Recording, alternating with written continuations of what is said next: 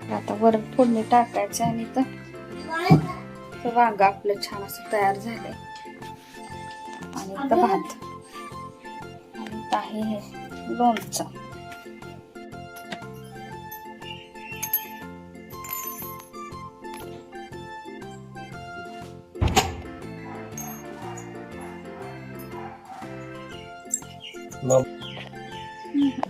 पुढे चावळ केलंय हो, हे करा की तर जोडवी घालायला आज मुहूर्त लागलाय. निघते आता, मागचं सैलच आहे. आणि तर अधिक महिना लागलं की सगळ्यांनी जोडवी करून घातली. मी मात्र घरचं सगळं असून घातली नाही. अगं बाई लागली की कत्री आवडली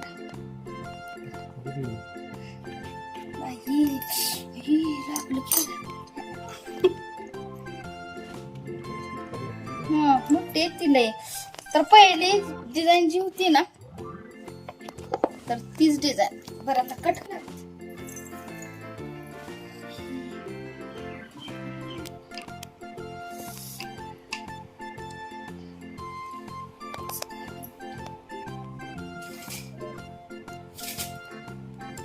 लय कट करू नका.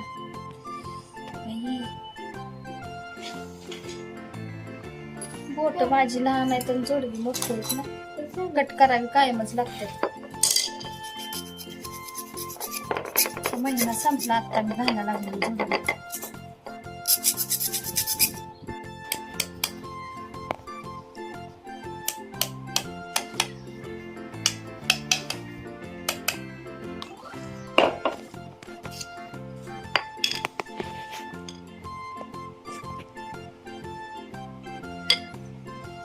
कट केल्यामुळं तर त्याला घासून नीट करावं लागतं, म्हणजे सोमवार पायाला लागू शकतो त्यामुळे.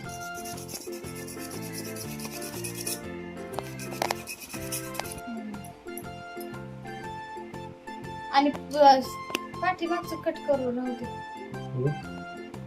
त्याला मोठं असतं तर मग थोडं थोडं कट. लय आवड पण घातली ना पावसाळ्यात नको वाटते, ते असं पायाला खाली होते जखम झाल्यासारखं. पण जोडवी अशी पायात मग कधी काढत नाही ना, दिसली बोट वेगळं जाणे असं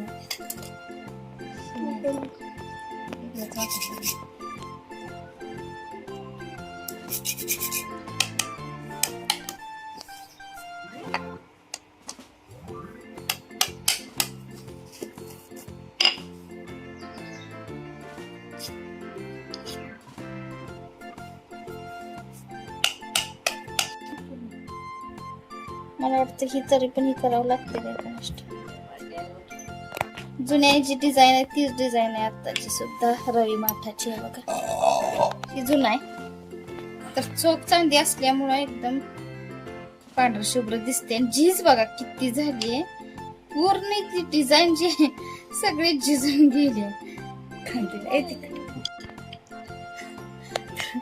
संक्रांतीला मागच्या वर्षी घातलेली झाली.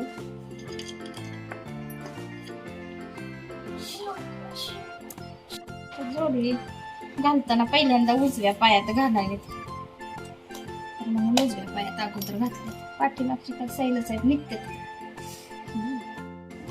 तर एवढं बघा कट करून एवढं निघालं. प्रत्येक जोडव्यातलं कट करावं लागलं का तर कसं ही मोठीच केलेले असतात ना, वडून आणताना आणलेले असतात मोठी.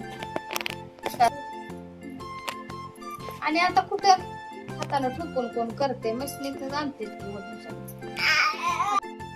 जोडवी घातली बांगड्या भरले की पाया पडायचं असतं कधी, म्हणजे घरातलं असू किंवा बाहेर. आता घरचा आमचा आता आम्ही सोडणार त्यामुळे काही घरचाच चालणार आहे, पण असं पडायचं असतं पाया, म्हणजे सौभाग्याचं आपल्याला घातलं म्हणून त्यांच्या पाया पडायचं असतं असं असतं. तर आता अचानक आमचं बाहेर जायचं ठरलं, थोडस काम पण आहे. आणि आता म्हटलं चला जाऊया. तर मी आणि आलो पण आता चालतो, पण आवडलंय. तर शुक्रवार आणि माझी पूजा वगैरे ना तर सगळं आवरायचं. आणि मग ते सगळं आवरलं मी. आणि तसंच कसं होते, उन्हाचं सुद्धा बाहेर कुठं जाऊ वाटत नाही. तर ऊन सुद्धा अजून सुद्धा भरपूर असं आहे. तर एकदा दोनदा पाऊस झालाय पण ना गारवा काय नाहीये, ऊनच आहे. तर म्हटलं दुपारी सगळं जेवणं खाणं झाली आणि अगदी दुपारी 3-3:30 नंतर ना घरातून निघालो होतो आम्ही. तर ह्यांचे मावशीन काका त्यांच्या घरी जायचं होतं आणि बरेच दिवस झालं ना, बरेच दिवस नाही, मला वाटतं 1-2 वर्ष तरी झाली आम्ही गेलोच नव्हतं. तेच कधीतरी काय काम असलं की येतात, आम्हाला तर काही जाणं झालंच नव्हतं. आणि खूप छान असं इथं बघा, तर थोडंसं बेकरीत काहीतरी खायला घेतलं आणि नंतर निघालो.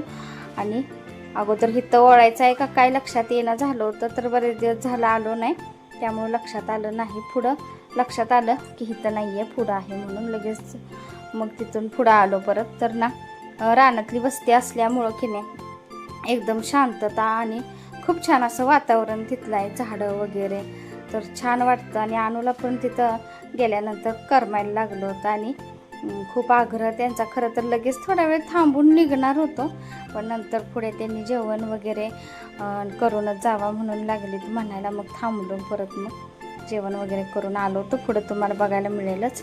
तर आता इथं एंट्री झाली बरं का. तरी शेजारच्या आजी तिथं बसायला आलेल्या होत्या. मग नंतर परत त्या पण उठून चालल्या होत्या, पाहुणे आले म्हणून. म्हणलं बसा, नाही म्हणल्या उशीर बसलोय, मग त्या चालल्या परत. आणि हे बघा वातावरण, झाडं वगैरे, आबोलीची तर भरपूर अशी तिथं झाडं होती ना, फुलं लागली होती. तर हे आहेत खुर्चीवर बसलेले ह्यांचे काका. तर ना इथलं वातावरण बघा, सगळं आजूबाजूचा परिसर, झाडं वगैरे. तरी शेत आता मोकळं आहे, शेतात काय आता नाही केलेलं.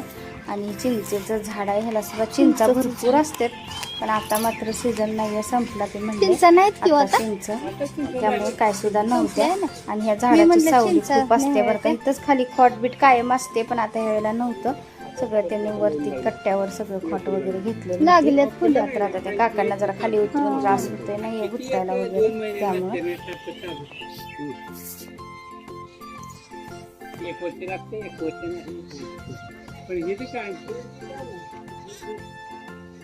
आबोलीचं बेनवे आपण जाताना त्या सोमेवाडीत हितन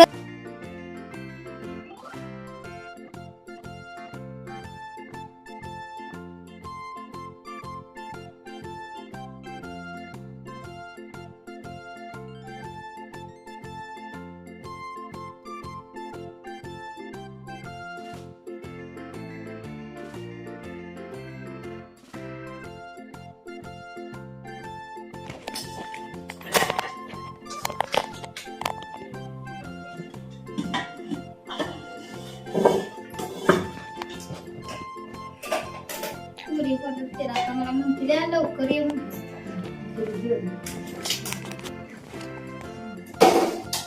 माहिती म्हणणार आधीच म्हणलीच होती. तुम्ही काय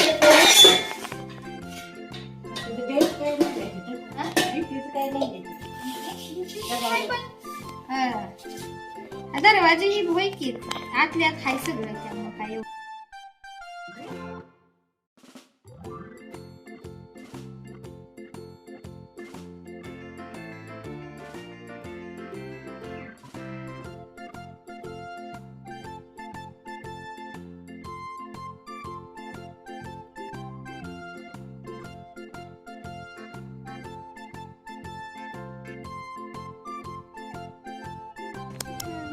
मोर हा आले. खूप चालत चाललंय पुढे हे का मोर येते. हे बघ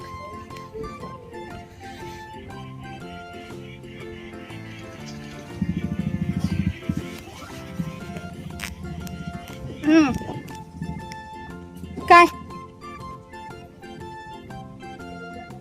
हा. तर वारं सुटलं होतं, त्यामुळे लाईट सारखी ये जा करत होती. आणि छान असा बेत बरं का जेवणाचं. सिंपल होतं पण खूप छान झालं होतं जेवण. ते बघा लाईट आत्ता आली. तर चपाती, बटाट्याची भाजी, भात, आमटी, जवसाचं तिखट, असं सगळं ना त्यांनी स्वयंपाक केलेला होता. आणि खूप छान. इथं घाम किती यायला लागला होता मला. थोड्याशा चपात्या करू लागली मेन. परत त्या दोघांना वाढलं होतं तिकडं, परत मग इकडं मला म्हणा लागल्या तू जेवण घे, जायला परत वेळ होईल, त्यामुळं मग मी पण लगेच बसले जेवायला. आणि अनुच इकडं तिकडं फिरत असं ना, एक एक घास खायचं चालूच होतं.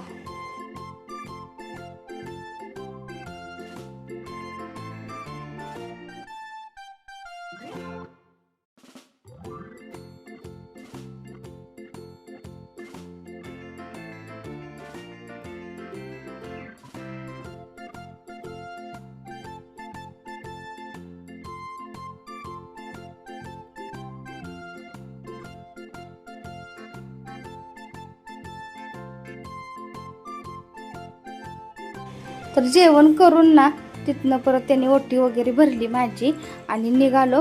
ओटी भरलेलं वगैरे सगळा व्हिडिओ काहीच केला नाही, कोण शूट करायचं. त्यामुळं ह्यांनी बसले बाहेर बोलत आणि शूट कोण करायचं. आणि त्यात काय झालं तर लाईट एक नव्हती, त्यामुळे शूट घेतलं नाही आणि वेळ जास्त होईल म्हणून मग परत लवकरच लगेच आम्ही निघालो. पण तर येताना थोडंसं मग मी इथं रस्त्यानं घेतलं होतं शूट.